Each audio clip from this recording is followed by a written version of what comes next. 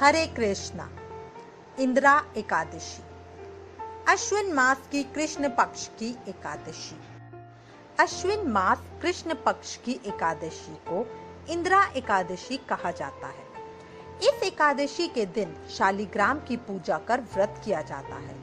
इस एकादशी के व्रत करने से समस्त पाप नष्ट हो जाते हैं। इस व्रत के फलों के विषय में एक मान्यता प्रसिद्ध है कि इस व्रत को करने से नरक में गए पितरों का उद्धार हो जाता है। इस एकादशी की कथा को सुनने मात्र से यज्ञ करने के समान फल प्राप्त होते हैं। पूरे साल में कुल 24 एकादशी आती है। इनमें से एक एकादशी ऐसी है जो हर साल पितृपक्ष में आती है। इस एकादशी का नाम इंदिरा एकादशी है। पितृपक्ष की एकादशी होने के कारण यह एकादशी पितरों की मुक्ति के लिए उत्तम मानी है। इस एकादशी की महिमा का उल्लेख ब्रह्मवत पुराण में मिलता है। इस पुराण में भगवान श्री कृष्ण ने युधिष्ठिर से कहा है कि अश्विन मास की कृष्ण पक्ष की एकादशी का नाम इंदिरा एकादशी है। जो व्यक्ति इस एकादशी का व्रत रखकर भगवान ऋषिकेश की पूजा करता है, वह मृत्यु के बाद यमलोक जाने से बच जाता है। इतना ही नहीं, जिनके पूर्वज यानी पितर किसी पाप के कारण यमलोक में जाकर यम की यातना सह रहे हैं, उन्हें भी यम के कोप से मुक्ति मिल जाती है और स्वर्ग जाने का अधिकारी बन जाते हैं। पितृपक्ष में इस एकादशी के आने का उद्देश्य भी यही है कि जिनके पितर यम की यातना सह रहे हैं, उन्हें मुक्ति मिल जाए। इंदिरा एकादशी व्रत विधि। शास्त्रों में बताया गया है कि इंदिरा एकादशी का व्रत रखने वाले को एकादशी के दिन प्रातः स्नान करके भगवान विष्णु की प्रतिमा के सामने घी का दीपक जलाना चाहिए। मौसमी फलों एवं फूलों से भगवान की पूजा करके विष्णु भगवान के नाम का कीर्तन करना चाहिए। परिवार में जिन लोगों की मृत्यु हो चुकी है, उनका नाम लेकर भगवान से प्रार्थना करनी चाहिए कि उन्हें सद्गति प्रदान करें। एकादशी के अगले दिन यानी द्वादशी तिथि के दिन ब्राह्मणों को भोजन करवाएं और दक्षिणा देकर प्रसन्न करें। इसके बाद स्वयं भोजन ग्रहण करें। इंदिरा एकादशी व्रत कथा।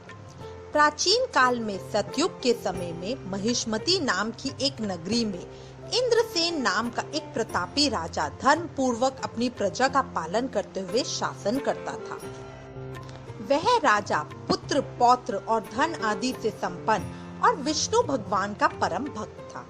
एक दिन जब राजा सुखपूर्वक अपनी सभा में बैठा था, तो आकाश मार्ग से महर्षि नारद उतरकर उसकी सभा में आए।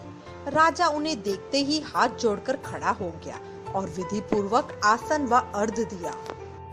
सुख से बैठकर मुनि ने राजा से पूछा, हे राजन, आपके सातों अंग कुशल पूर्वक तो है।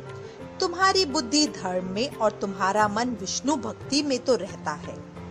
देव ऋषि नारद की ऐसी बातें सुनकर राजा ने कहा, हे महर्षि, आपकी कृपा से मेरे राज्य में सब कुशल है तथा मेरे यहाँ यज्ञ कर्मादि सकृत हो रहे हैं। आप कृपया करके अपने आगमन का कारण कहिए।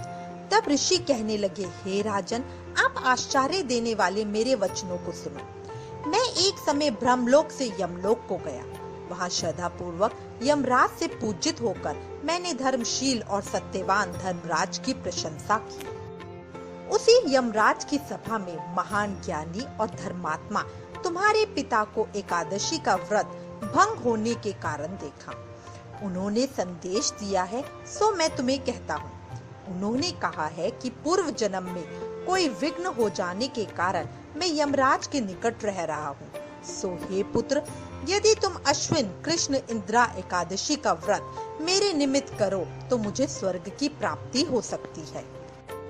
इतना सुनकर राजा कहने लगा, हे महर्षि, आप इस व्रत की विधि मुझसे कहिए। नारद जी कहने लगे, अश्विन माह की कृष्ण पक्ष की दशमी के दिन प्रातः काल श्रद्धा पूर्वक स्नान आदि से निवृत्त होकर पुनः दोपहर को नदी आदि में जाकर स्नान करें।